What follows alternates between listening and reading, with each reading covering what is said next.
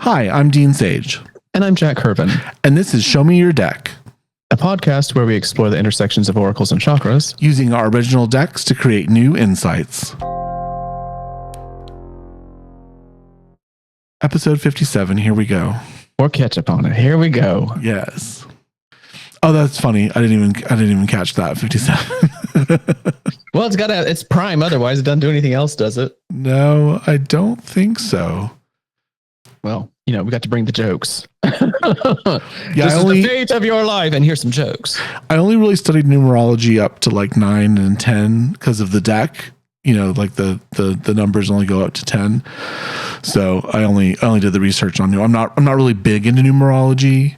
Mm-hmm. The life path stuff, like with your birthday and like dates and like big numbers and stuff. Like I've looked at that. I'm not very like familiar. Like I know, like I think I'm an 11. Which is like a super construct number, and that's supposed to be really good. But I'm like, where's the money? Well, 11, 1 + 1 is 2. You could just go back to that. Yeah. Well, two has its own meaning.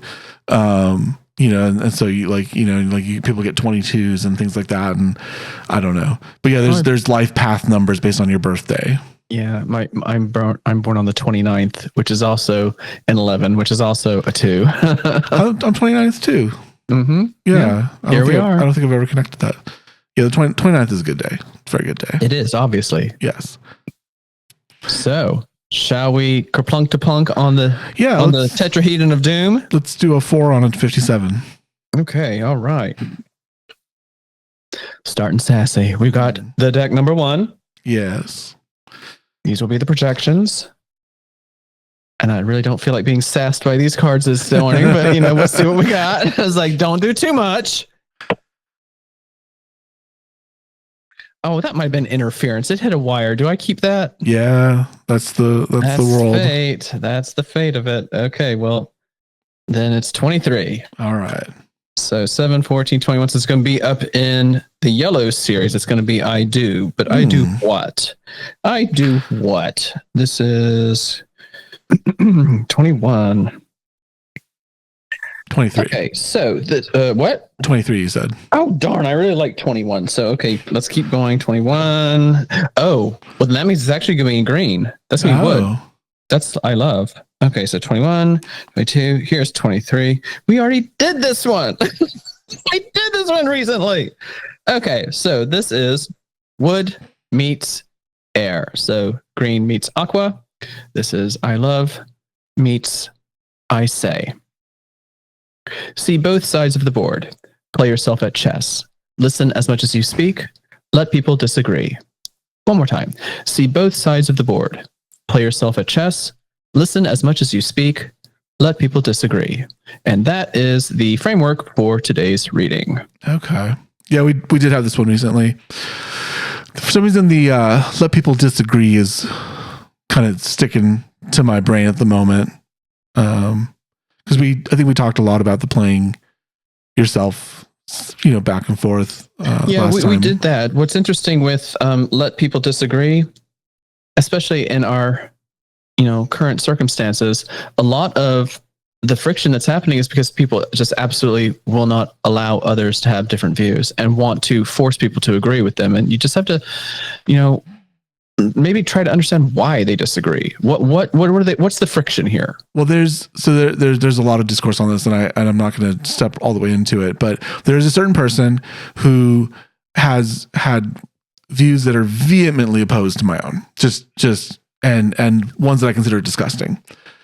And then they were right on one thing. And I'm like, okay, so there's one thing that we agree on, and there's some coalition around this. And I think, obviously this person is still, not really a good person. Either they're performative, right? Either they've been pretending to be the way that they are in order to get votes, or they really are that way, and they just suddenly realize that the world isn't, working the way that they think it works. Either way, they're not. There's some not good going on there. So I don't mean to praise anyone that has abhorrent views, but I think the what happened though is that there was one issue where they were right. They were absolutely right on this issue. And other people were like, okay, I can work with you on this issue. And I think that's the trouble that we're having. Obviously, not everyone's going to be sort of, abhorrent in what they do. There's going to be people that have viewpoints that you vehemently disagree with. But like the Working Families Party, I really like what they're doing, which is basically saying, look, there are things that we agree on. People should be able to live. Right? People should be able to live. People should be able to buy groceries. People should be able to have healthcare. Like we all agree on this. We may not agree on the how sometimes, but we all agree on those kind of things. And there's alignment between the sides when it comes to, I should be able to work a decent amount of hours, make a livable wage, and survive. Yeah, and have a life. Yeah. So I think I like this, let people disagree. Like, yeah, let people disagree, but also focus on where you do have alignment. So this is heart touching throat, right? Yes. So let truth be spoken, right? Let truth be spoken, combat lies. I think, but do so with the understanding of the heart, right? The heart understands grief. The heart understands joy. The heart understands peace. So, let's confront lies. Let's talk about truth, but let's do so with the tempering of the heart. Like, I understand why you feel so strongly about like your religious point. Like I get the comfort that your religion gives you, and I get that you have been lied to about what that religion means. So I understand what's happening. Like I get where you're coming from. A really good example of that in my life experience, what you just said right there, reminds me of my grandmother. And we would get Mormons and Jehovah's Witnesses knocking on our doors with some frequency because we were right in downtown. And there are lots of houses right next to each other. And they just go house to house to house. And they just would get on my nerves. They would get on my nerves so bad.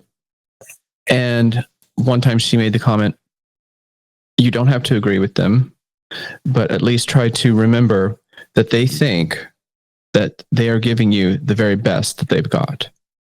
In their mind, what they're offering you is platinum on top of gold. And you don't have to accept it. And they're not doing anything bad to you. You just let them believe what they believe, and then they go away.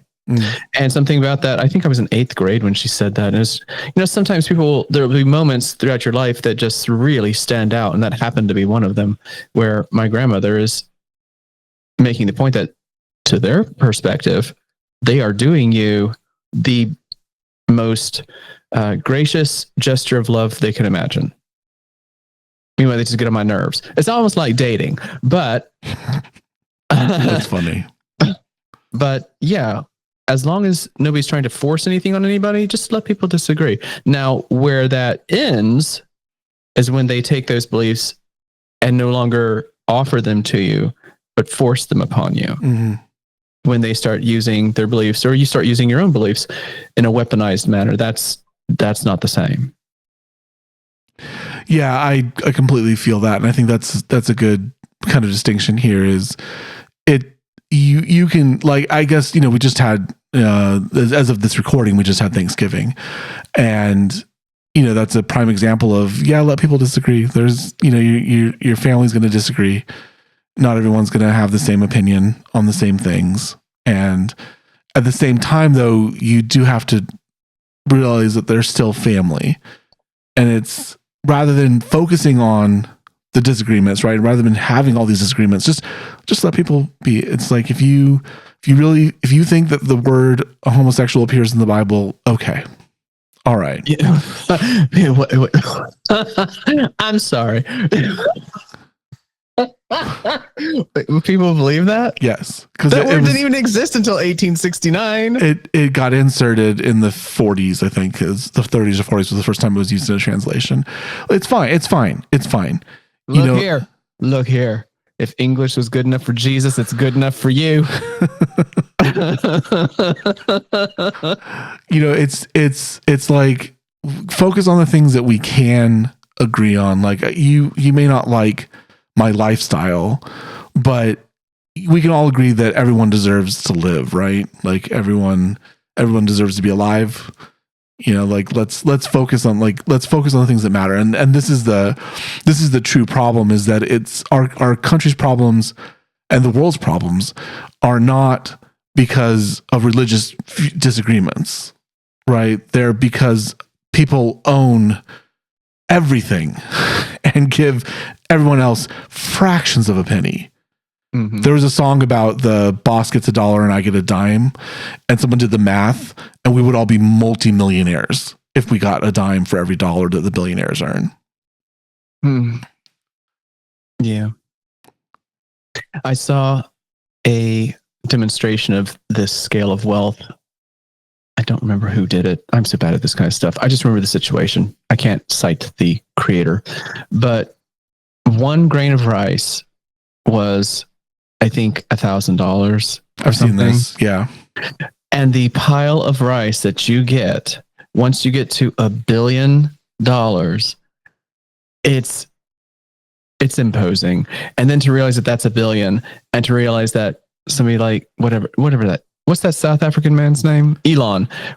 He's got like 400 of those piles. It's like, what? Well, his stuff is wrapped up in companies, so he dropped a bunch recently. I don't know that he's still at 400. I think he dropped a bunch.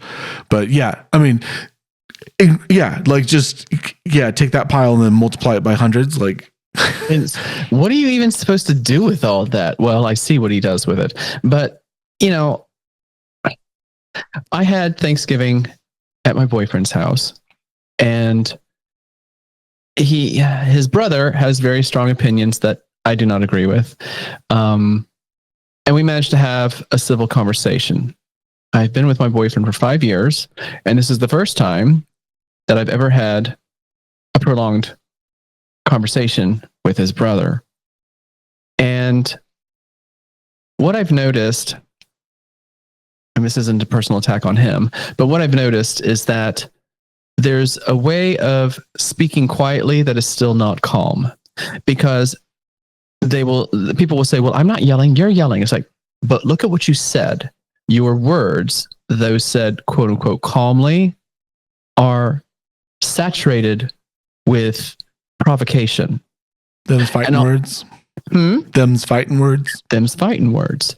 And that you deliver the fighting words with sugar doesn't mean that it might be sweet, but it's rat poison. It's not sugar.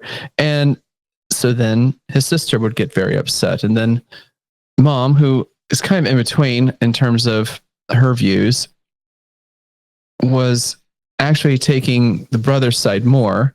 And I agree with the sister. So it was, me and sister speaking, at opposite ends of the spectrum from brother and mom. And, boyfriend and dad went and watched basketball, because that's what you're actually supposed to be doing on Thanksgiving. But what was interesting over the course of about a 2-hour conversation is that we managed to keep it pretty civil. And I think mom actually shifted on some stuff. Brother definitely will not. Brother will not shift, which is kind of infuriating because he's gay, and I just don't understand log cabin Republicans at all.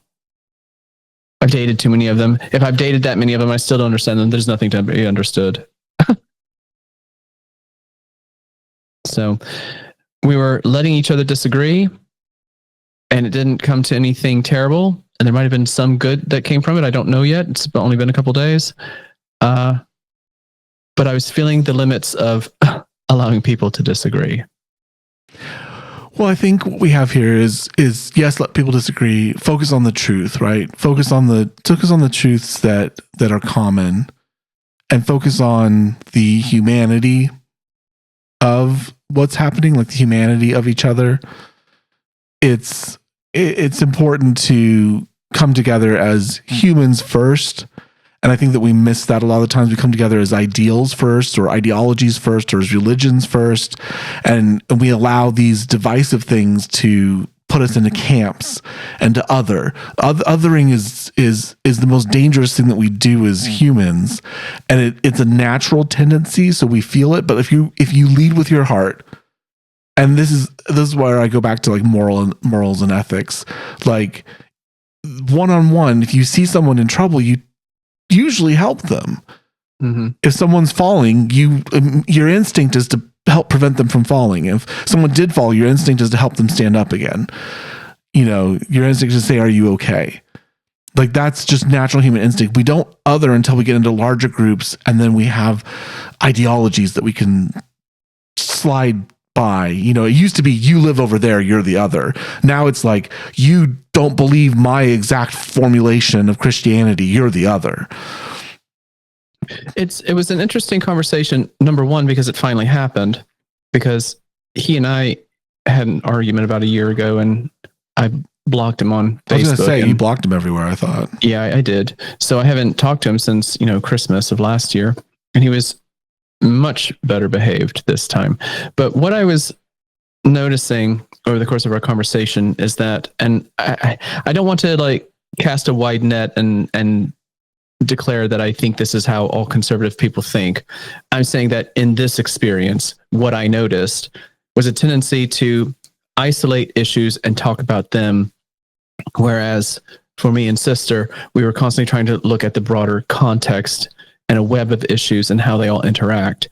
And I'm certainly not trying to say that conservative people are not capable of thinking about broader context. I'm saying that what I saw, what I heard, was a breaking apart of an issue to examine only it, and only it in great, great, great detail, with lots of unflattering numbers, without understanding what those numbers come from or how they actually, percolate out into other issues. Like, a lot of what he was upset about, frankly, comes down, if you want to oversimplify it, comes down to poverty.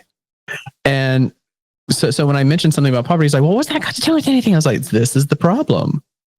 You are talking about this particular issue without understanding that there are people who simply cannot experience the world you do because they do not have the resources that you do. So these assumptions you're making about what people should or ought to or can do, is like, you don't know that. You do not know that. Well, yes. And that is the core issue, is that then we're again, it's micro focusing on where you do disagree, because it's war, it's battle. I was talking to my dad, and I because he has some leanings, and I was just saying to him, I don't know where politics became like a sport, but it did. And now people gear up and want to win. It's all about winning. And it's such a dangerous thing, because it removes actual goodness and needfulness and, change from the political process, and just becomes a race between two parties who's going to win the most points. And neither party is legislating to help people. Both parties are eating corporate dollars and doing corporate will. And the black money, that's racist to say black money, dark money. There's no good way to say the hidden money. Let's call it the hidden money. Mm-hmm. The hidden money is driving the world. And we're just more worried about who can score more points at dinner. And it's odd. It's just odd. Yeah. And again, let people disagree. I think if you just be like, okay, you disagree, that's fine, let's move on. It disarms that, right? It disarms the whole race, the whole battle, the point system is like, okay, cool. No, nobody gets any points. It's like, what? What do you mean nobody gets? Nobody gets any points. We disagred. No points. No points. Moving on. What can we agree on? Yeah, it's so strange, because in terms of mental health, letting people disagree and not and then disengaging away from rhetoric and stuff like that. When I wrote the card, this would have been 2019, 2020. When I wrote this card, see both sides of the board, play yourself at chess, listen as much as you speak, let people disagree. Well, it's 2019. So yeah, all the muckety muck was already happening in 2019. So the context for this was probably connected to, the social discourse. But I feel since then, in some ways, just letting people disagree, also, whether intentional or not, can give them a green light to do stuff that's really not okay. So what does it mean to let people disagree? If you let them disagree because it saves you, spiritual and emotional energy, okay, that's fine. But what if just letting them disagree means they go forward with ideas and attitudes that become something that manifests actual harm? It's a strange card because of where we are right now. I understand the altruism that I put into the card, and I still agree with that. But at the same time, you've got people going out into the real world with guns and killing people, just like at schools and stuff. It's like, so I don't know. Well, I don't know what's happening here. That's where you've got truth and heart here. You've got truth and the core being of humanity. And that's in the card as well. So people disagree. You have to, it's like biblical exegesis, right? You have to take the text and you have to soak it in the context. And the context here is love and truth. And if you bring that to someone who's lost, you will help bring them back. Well, I'm glad you said that, because I love heart chakra, green, wood. It's about connecting with people. So to your point about love and truth, you can allow them to disagree without condoning what they do and without breaking the connection and severing all possibility of helping them remember themselves. Because I don't think anybody is born the way I see people behaving. I think they learn it. And if you can remain connected and remain honest and remain yourself, you at least have a chance of keeping them from sinking down into the quicksand and just being mired utterly and forever. There's this woman on TikTok who used to be a fundamentalist. She has really long nails, and I love her. I know who you're talking about. Okay, yeah. I think we both know her. She said something really interesting that I didn't know, because I guess I experienced it without realizing that I experienced it, because I grew up and was sort of indoctrinated into fundamental Christianity, evangelicalism, very similar to what became white Christian nationalism. Like that, I share the roots. I know these people, right? Like I know these people. I grew up with these people. And she said that when one thing falls in a fundamentalist system, everything else tends to fall as well. And I think I experienced that because I was studying the Bible, and the thing that fell for me is like sort of the inerrancy of the scripture, right? This is God's word. When I started to realize that there was differences of opinion as to what it meant, and that a lot of our translations were steeped in theology first. They wanted it to say what it said, and so they made it say what it said. And then for me, everything else kind of crumbled from there.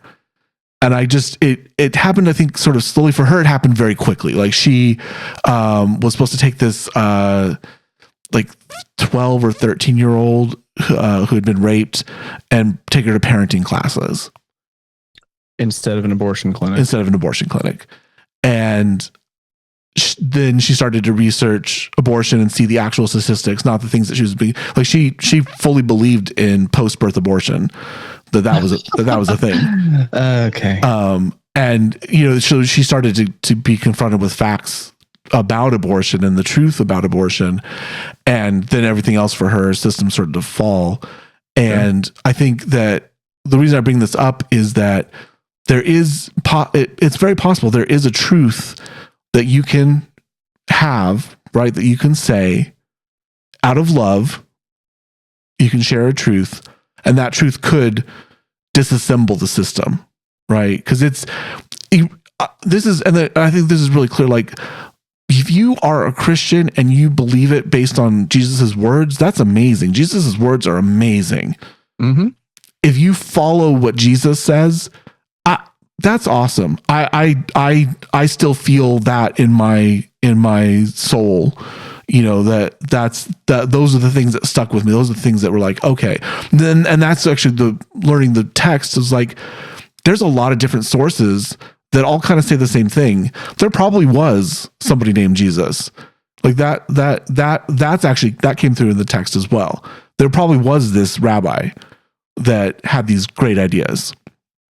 And so that's cool. So, I think what we're talking about is like a fundamentalist structure where really reality is distorted to be what the power wants it to be. And once you kind of unhook one of those latches, the whole scaffolding, starts to come apart, because it's very thinly built, because it's not built on truth. And I think that's what this card is saying. Build on truth through love. This is one of the fundamental ways in which Protestantism is different from Catholicism. Catholics, at least not in my experience, don't treat the gospel as an inerrant source of verbatim truth, because Catholics know that it was the Catholic Church that assembled the Bible in the first place. So that Catholics don't give primacy to the Bible the way Protestants do. And with evangelicals, when you have this idea that the world is 6,000 years old and you can calculate down to the day and hour when it was created at like 9 a.m. or some weird shit, that's really just not possible for Catholics. There's catechism, there's all sorts of ways that the Catholic Church changes the way people think, but they don't do it by way of the primacy and inerrancy of the Bible. They have their own way of doing that kind of stuff with, sacraments and catechism and all that other.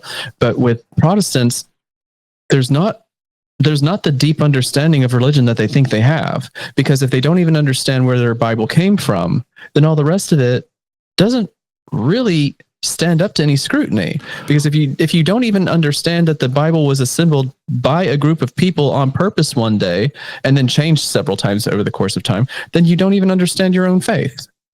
Well, that was why the Catholics didn't translate the Bible and didn't let lay people read it, because they thought it had to be interpreted. They thought it had to be interpreted by scholars, and they knew that. And it's interesting because you get a lot of these traditional beliefs today, and they're just rehashing stuff that happened, a century or a millennium ago in the Catholic Church. Mm-hmm. And, they're acting like, oh, this is somehow distinct, right, and different than Catholic belief. And it's like, no, you're just rehashing what one of the scholars said, and then somebody else disagree with them. And there's been, this has been challenged for hundreds of years, and your pastor said it, so it's true. And that's the danger, I think, that we have, is that there is a very authoritarian,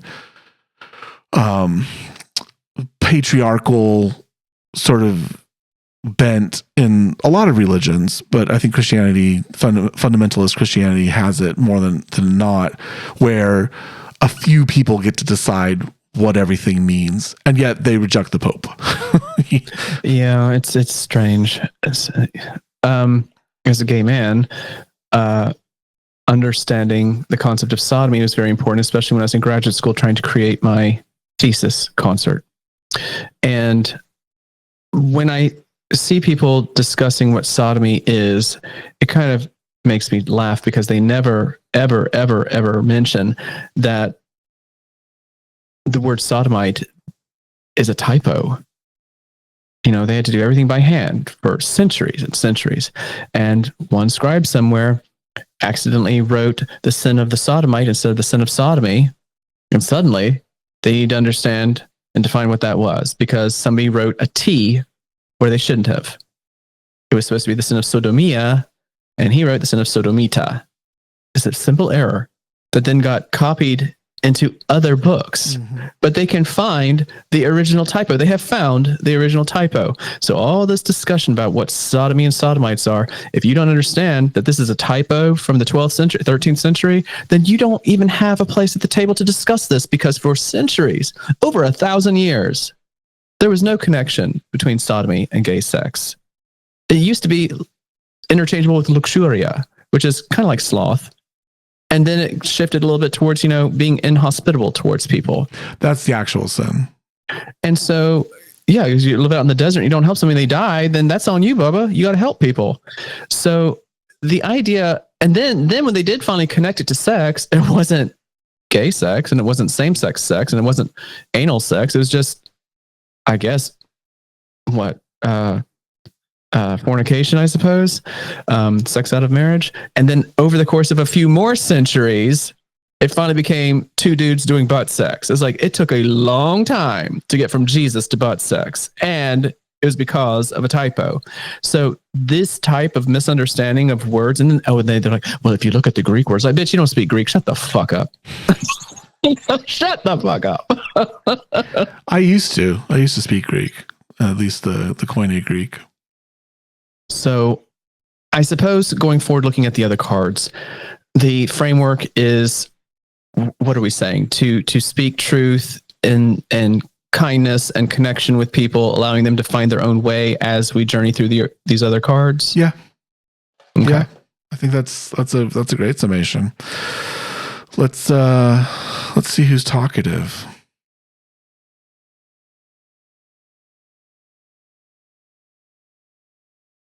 Okay, we got one. A little reluctant. I don't know if my deck's just not awake or not feeling. Oh, okay. An Awakening, number 20. This is the second to last card in the major arcana. It represents judgment, which in the original tarot is sort of like the resurrection. It's called the judgment card, but it usually shows people getting out of coffins or ascending or something like that. So for me, I name this an awakening. You are ready to embrace what you have become.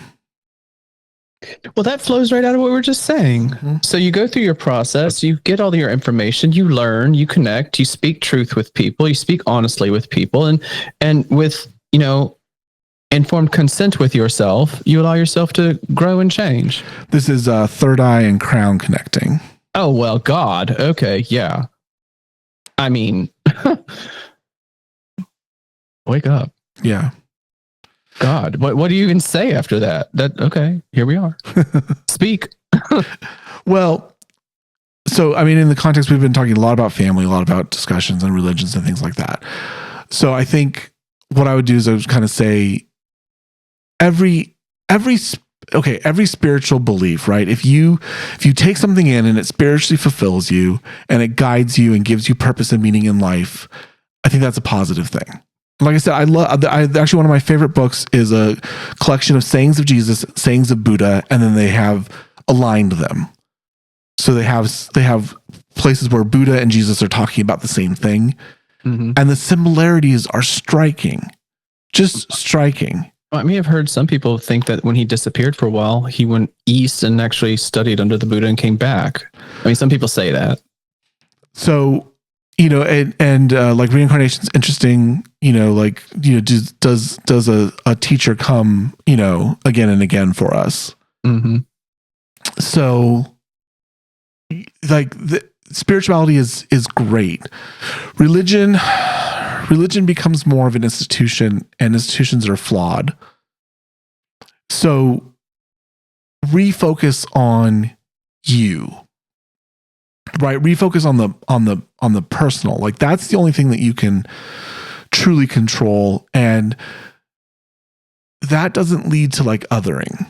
Right, focusing on you and who you are and what you are becoming you don't have to other for that to take place. And I think that's where religion becomes flawed. Well, and your card includes the third eye, and with the third eye, you become observant. You become understanding, you are witnessing the world around you, you're taking all this information in and learning. And in terms of spirituality and religion, because your card also connects to the crown chakra, morality and sense of connection and purpose in the universe, just because you have been given information doesn't mean it has to sit inside you as it is. Examine it, look at it, understand it. And if there's something that's, ill at ease for you, understand why that is, and be careful about simply accepting what you're told. Because with religion and dogma, that is very specifically othering. Because the whole point of dogma is to tell you what you should believe to distinguish you from people who do not believe what you believe. I talk a lot about it. My dad's writing a book, and he runs into what I call the Paul problem. So Paul wrote a bunch of letters. Yeah, and Paul. We know Paul. Paul. some of those he didn't write. Some of those are attributed to him that are not his. But there is a collection of an author attributed as Paul, and could very well be. And the Paul problem, as I describe it, is that he was trying to talk about a moral philosophy, and everybody wanted rules. Everybody wanted checklists. They want to know what they should do and what they shouldn't do. Mm-hmm. And there was a movement called the Judaizers in the early church, who were very happy to tell you what you should and shouldn't do, because they had a whole tradition of rabbinical teaching about what you should and shouldn't do. And they even brought circumcision in. They're like, you should get circumcised. That, and Paul was kind of like, wait, like you're not understanding. Like, Jesus was talking about this moral philosophy and this, this kind of new way of understanding things, this new way of living. And it doesn't involve these rules, but everybody wanted rules. And so the church formed, and of course we got rules, we got dogma. We got liturgy, we got all of these things that sort of tell us this is good, this is bad, this is what you should do. And so, cause it made it like, well, how do I know that I'm a good Christian? This is the problem, is how do I know that I'm good? Well, there has to be a list, right? There has to be, and if I don't do these things, so I must be good. I don't do these sins, I must be good. And I call it the Paul problem because they didn't listen to Paul. Most of theology has completely diverged it. And that's why my dad's writing the book that he's writing, because he feels like all of theology has diverged from what Paul was saying. And, I told him, you have a very old problem in front of you. You have a 2,000-year-old problem in front of you, which is that people want to know what's right and wrong. And they want it written down, and they want it easy. And you're going to run into the same problem that Paul ran into in the way that you're writing, because you're not giving them easy. You're not giving them right and wrong. The irony in what you just said is that the people who think dogmatically are quite frequently the ones who yell the loudest about other people thinking like sheep. Mm-hmm. It's like, you are going to stand there and recite off all your beliefs and expectations, and push back against anybody who questions what you're saying, and then somehow turn that around to make it that they aren't the ones thinking. The entire situation, this is why these discussions are so difficult, is because there's a culture of thought underlying all this that simply is not compatible. It's just not. And trying to figure out a way to make them overlap, I guess, is awkward in its way and necessary for a society to exist. But really, we're looking at worldviews that simply do not match together as puzzle pieces. They just don't. Well, I think the reason this card came up is to remember that you can only control you. Mm-hmm. That's right. And careful about spending your energy, because this card's the third eye, right? It's connection to others, and the crown, the connection to the universe. You have power, but you don't have the power to change others. You only have the power to share with others. Mm-hmm. And you have to sort of accept who you are in order to do that. And then just by being you, you will share truth with others. Going back to our context card, just by being you, just by living in your heart, living in your rainbow bridge, you will embrace what you have become, and that will shine on to others. And you can't choose which of those will receive and which of those will not. Power is ultimately with influence and the channeling of your intention. But yet, allowing other people to channel theirs as well. That's one of the reasons why when I was practicing as a witch, I didn't really like the idea of love magic and love spells, because the intent behind them is that you change the way someone feels or thinks or sees you. And that's not fair. They should be allowed to experience their emotions themselves. And even if you succeed or you succeed or you don't succeed, your intent was in the wrong place. So just have to be careful about how you try to form other people to your own liking. I think that's a good point. And yeah, that is trouble with the idea of magic. I think every time I saw like a love spell, I would just understand it as being like unlocking something that's already there, just, removing a barrier maybe, but definitely not changing someone's mind. Although there's a comedian that's really funny. His wife, I guess, is a little witchy, and he was talking about how he's, now in a marriage because she manifested him. How's it feel to be manifested, man? And I find that funny.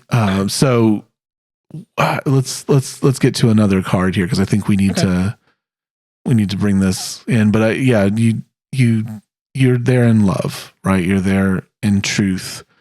You're connecting with your higher being. It's you gotta stay true to you and focus on you. So let's see what the tetrahedron brings us. We're going to go very abstract to deck number 4. These are the haiku, the perceptions of joy, and we're going to get card number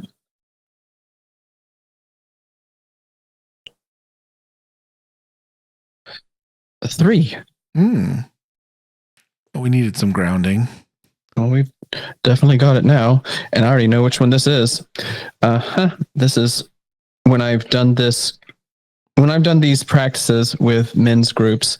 When this one comes up, it really unlocks stuff for men in particular. I hope it will resonate for other people as well. But this is earth and fire. So red and yellow. I am with I do. The image for this, if you were looking at the book, the picture in the background of this haiku is a kiln that is fired and is glowing from the inside. All right. Cerebral kiln burn. Mix mortar. Seize your trowel. Mason set your bricks. Cerebral kiln burn. Mix mortar. Seize your trowel. Mason set your bricks. It's interesting how you brought cerebral into the low chakras. I find that, like that kind of sticks out to me as you were saying it. But there's also that lovely building metaphor and having to fire the bricks, right? So it's not just taking bricks that are already built, right, that have already been handed to you, but creating your own. I love that imagery coming up here, because that's what we're talking about, right? You've got to fire your own bricks at some point. Yeah, you start as soft mud or clay, and you are malleable, and you're being shaped by all these experiences and all this knowledge, but ultimately you decide who you're going to be, and you start building that life for yourself. And hopefully it's been formed by way of connections with other people and hearing lots of perspectives, allowing people to disagree and still finding your own way, and then committing to a life of, stability and health and identity, stable identity, and doing that without harming anybody else in the process. You have to build with yourself, but you also have to build together. I think going into the larger context of the reading, there's so much sort of connection and higher chakras. This is sort of grounding us and saying, just like you have to accept you've become who you've become is because you've built a foundation. Mm-hmm. Well, it's also a reflection of the actions you've taken. Your life is a consequence of a series of choices. And, it's also because of a series of circumstances, but it's also the way in which you have responded to those circumstances. Mm-hmm. Mm-hmm. The profession for this, I think I know it off the top of my head, actually, because it's such a popular one. Number 3 is, I profess that I am the architect who builds my life. Yeah, I'm almost certain that that's what this one is. Yeah, it has to be, because with the bricks here, I profess that I'm the architect who builds my life. The idea that you're taking responsibility for who you want to be and watching yourself become exactly that. This intersection is mimicked by the card I call the Creator. Mm-hmm. That's the intersection of the throat and the third chakra, but it's sort of the essence of the third chakra. Like, so the first chakra in the major arcana intersects with the primal, who sort of out of the void shapes the elements. So there's a prime mover, an act of creation, an act of genesis. But then my third chakra I call it the Creator, because they take raw elements and shape things. And I think that's sort of the beauty of the third chakra, is that, you're taking the raw material, but you're shaping a thing. You're making something with the purpose. So it's not just earth, right? Earth is just earth, but you're making a kiln. You're making a house. You're making a cathedral, right? You're making something with purpose. You're creating, and even in the Bible, Adam is shaped from dirt, right? From mud, the human, and not scientifically untrue, right? I mean, carbon's a little bit less mud, in itself, but it is a dusty element, right? It is dirt at times. So there, this self creation, right? So this self formation, I think, is more important than just creating ex nihilo. What is from nothing? Is it nihilo and ex nihilo? Nihilo. Thank you. I'm like, I can't find it. Creating from nothing. That's cool, right? But that's just raw stuff. That's just hydrogen floating around in nothingness, or an expanse. Actually, not nothingness. It's somethingness. But in the expanse, it's just sort of floating around. Like the fire, right? The fire, the forge, makes purpose, makes things that are useful, that are out there. Why does this relate? Like, why do the men relate to this so strongly? What about it is so masculine for them? Well, fire, for one, is a very masculine-oriented elemental, especially when you're working with men who are using 4 elementals. They almost always regard fire as the most masculine of them. I mean, I have 7 elementals in my system, but men like to identify with masculinity as being very proactive, action-oriented, sturdy.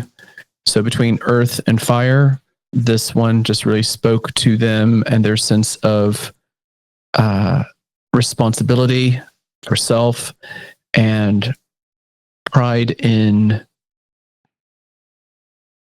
the attempt of being a better man, because these were retreats for confronting and deconstructing toxic masculinity. Mm-hmm.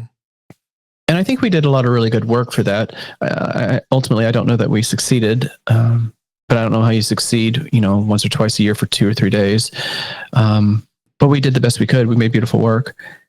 But this one in particular, just another one that they liked a lot was 21, the one I thought I was going to pick earlier, because that one is fire and metal. And that's the one that uses forging swords as an imagery. And, swords are, they're phallic, boys like swords. It is what it is, but 3 and 21 are the 2 that the boys like a lot.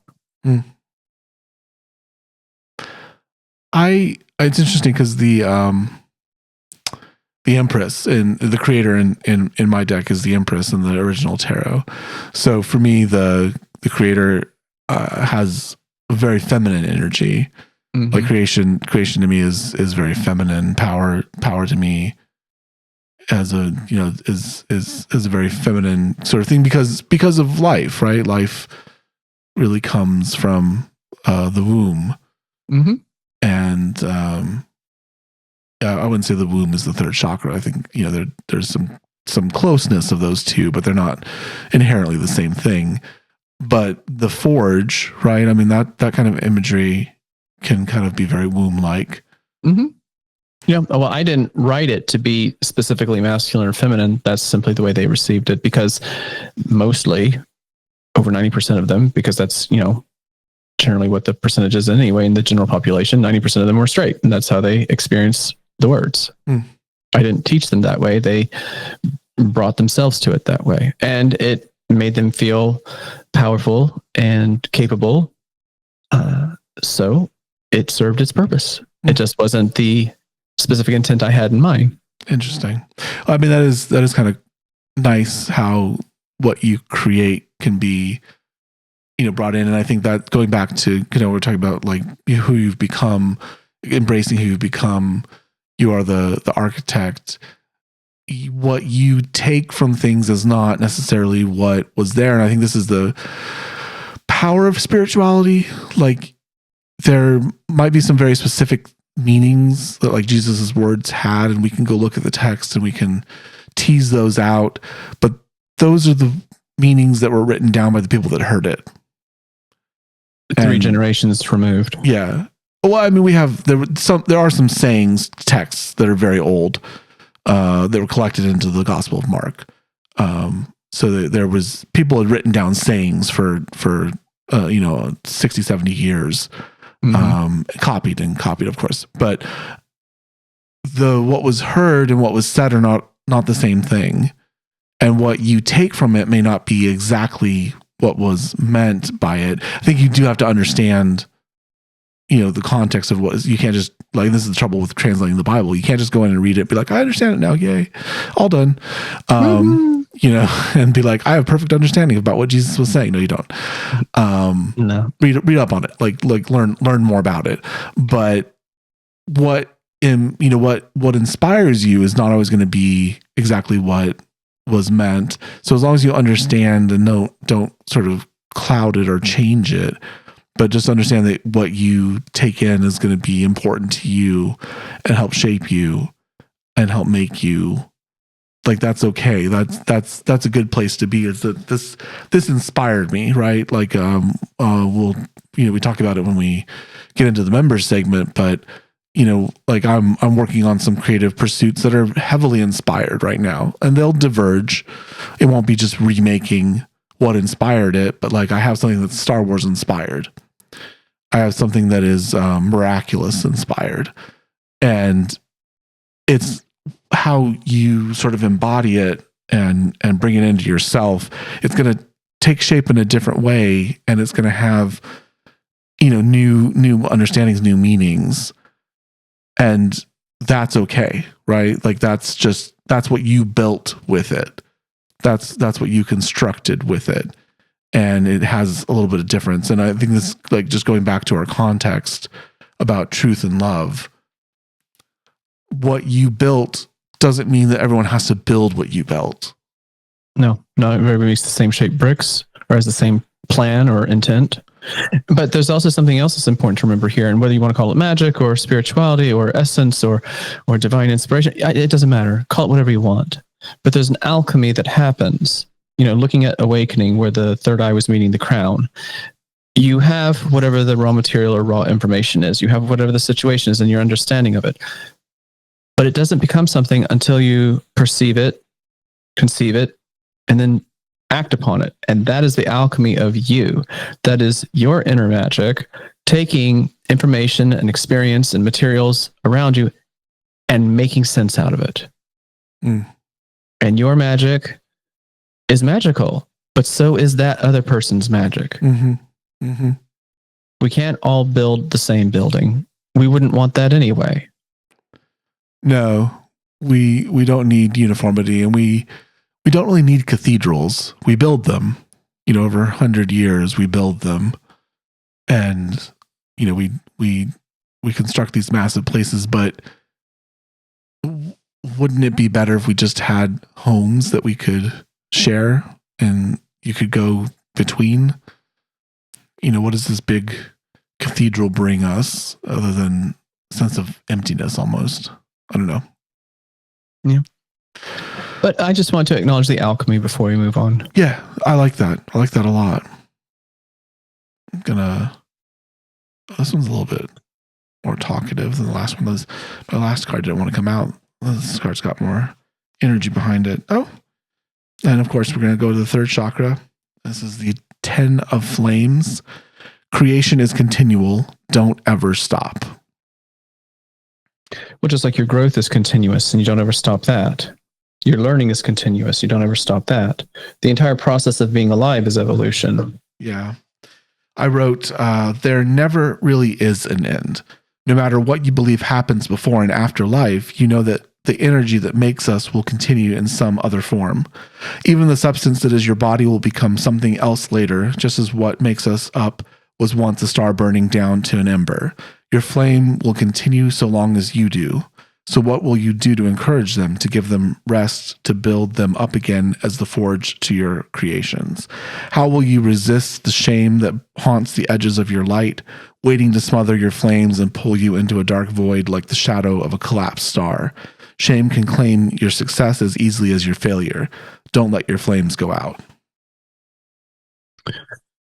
There's a lot of interconnection with the elementals today in there.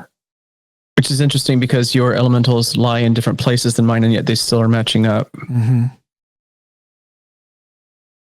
Still with the third eye, still with understanding, still with observation and sight.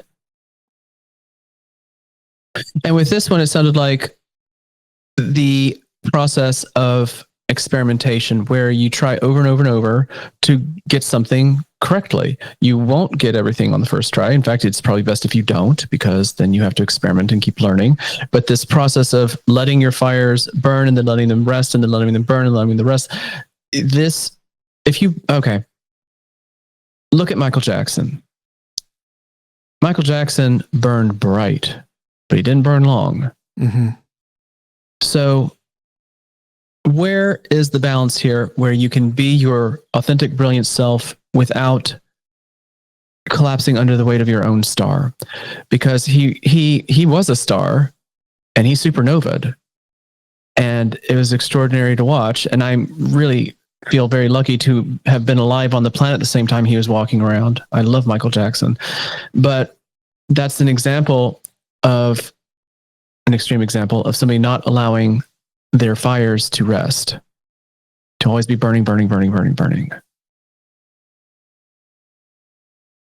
So how do you grow while you're resting? And in terms of biology, after you work out, the only time that you recover is when you're sleeping. Mm-hmm. Your muscles will not grow. They will not heal. You will not get better. You will not get bigger. You will not get stronger unless you rest. So the overwhelming majority of it is diet. A very large portion of it is exercise, but then there's a significant part of this, perhaps just as important, and that's the rest. And I think that probably applies for intellectual and spiritual pursuits as well. Absolutely. So you can reflect.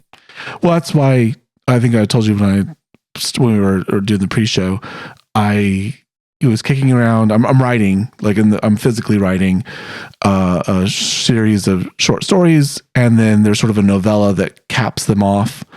That's the final story. It's just, it is just a longer short story, but it's still a novella. So there's multiple viewpoints, and there's a little bit more to it. Like a short story, I usually kind of do start to end, and I'll just kind of get it done, because it's 1,500 words, 3,000 words, maybe slightly longer. And then it's just, it's good. It's done. Novella, it's pieces. I'm kind of constructing a quilt more. So I'm having to kind of put scenes together. And I got to a scene and I kind of wrote myself into a corner and was like, oh crap. And so I was like, okay, I got to let it simmer. And so I let that simmer and I kind of started kicking around another idea. And then I ran into a little bit of a world building, hiccup. And I was like, okay, let that simmer. Right. And let me kick around this other little idea. And it's a way of kind of letting the creativity rest, but at the same time, not let the fire go out. So like I need to let something simmer over here in the corner and I'll get back to it. My creativity will find it again. And I'm not in a place where I'm like, burning the forge, at full strength to actually turn out words. I'm just kind of letting it percolate in my brain. And I think the same thing happens with us with our spirituality, where we're not always forging ourselves. We're sometimes just letting things percolate. Like moral philosophy is, of course, one of my favorite things. But you're not always going to solve utilitarianism, every moment, every day, and you're not going to be able to live a perfectly moral life. And you're going to need to make snap decisions, and they're going to have consequences, and you're going to think about that, and that's going to inform the next time you make a snap decision. So the fires of you have to kind of die down to embers and let them sort of just gestate for a little bit, and then you'll be able to burn again and change and shape yourself. And then you need to let that rest, like you said, like you muscle building, like you can't constantly build the muscles, right? You have to give them rest, otherwise they won't do what you want. They'll shred, they'll come undone, they'll be injured. So your soul is kind of the same way. You are working on it, but it needs time for the fire to die down. It needs time for the fire to be strong.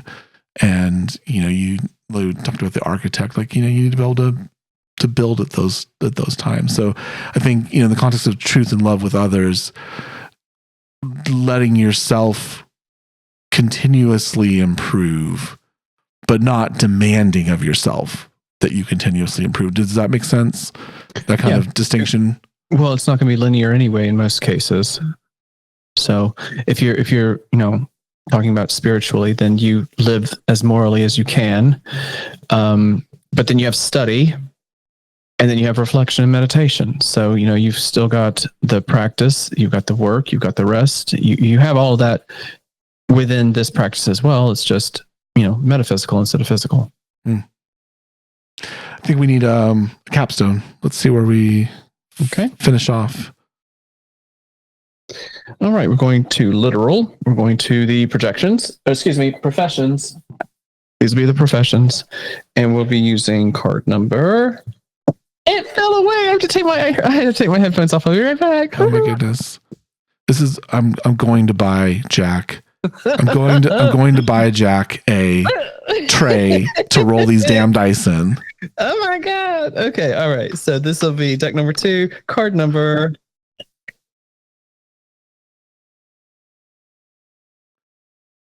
28. Okay. I think that's going to be the end of the wood section.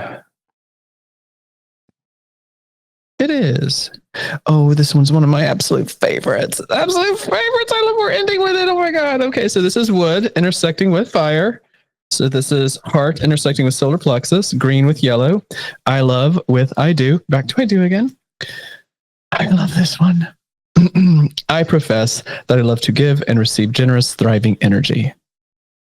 I profess that I love to give and receive generous, thriving energy. I mean, done. Mic drop. Mic drop. I love it. The haiku for this and all the imagery for this one is the inverse for number 16. Number 16 is fire on wood.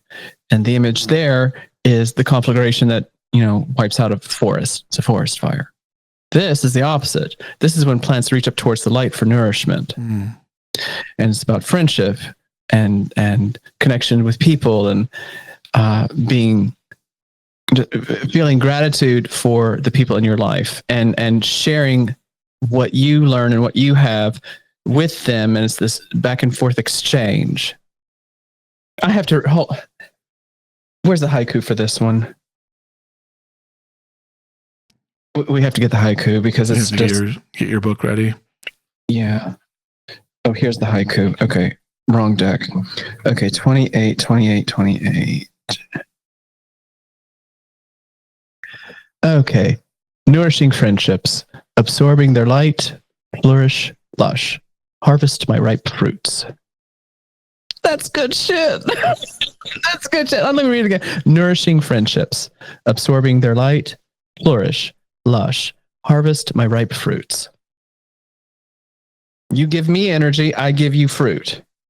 You give me light, I give you succulence.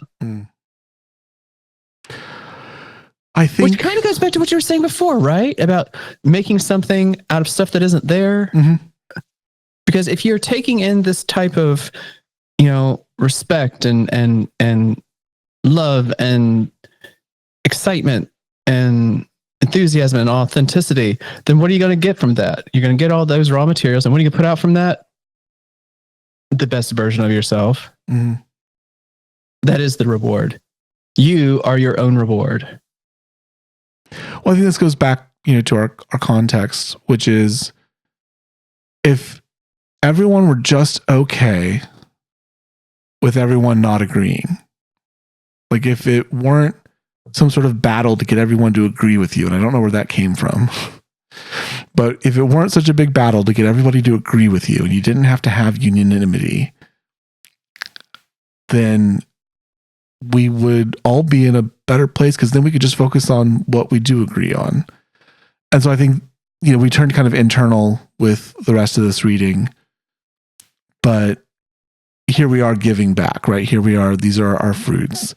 And if we just all shared our fruits and we didn't worry about all the beliefs that we can't agree on, then we could just have a pretty decent place, right? We could have a pretty decent place. Because like I said, most of us, like I was, even with my dad, kind of going to the right sometimes, he's like, people shouldn't tax my Social Security. I already got taxed. I'm like, I agree with that.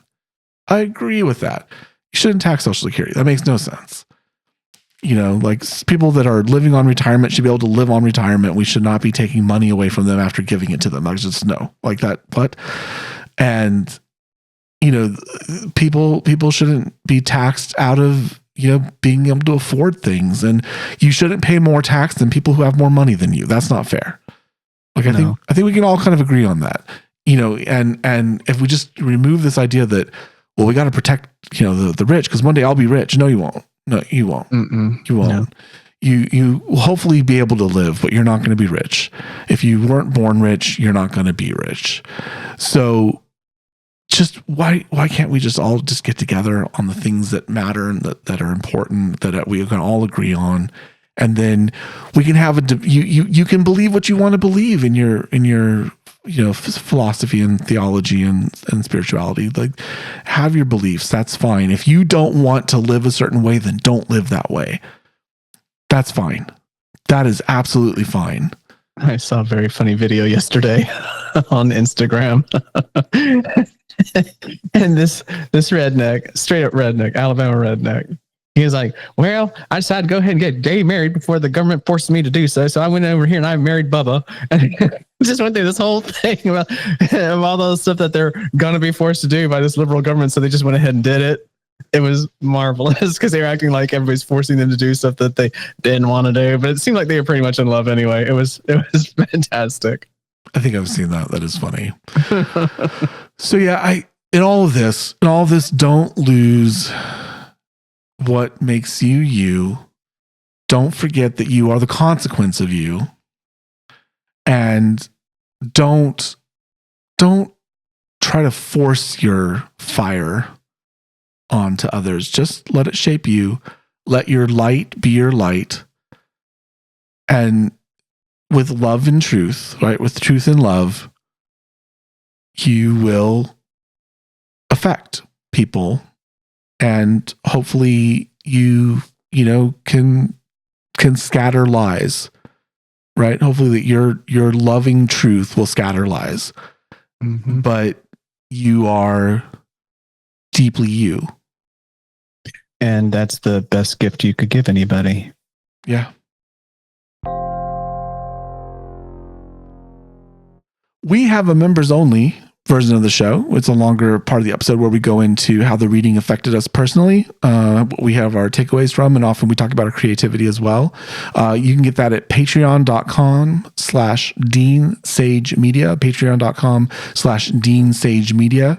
We have a YouTube. It's Show Your Deck. We post video episodes of the podcast where we show off the cards, and you can kind of see the pretty beauties that we made.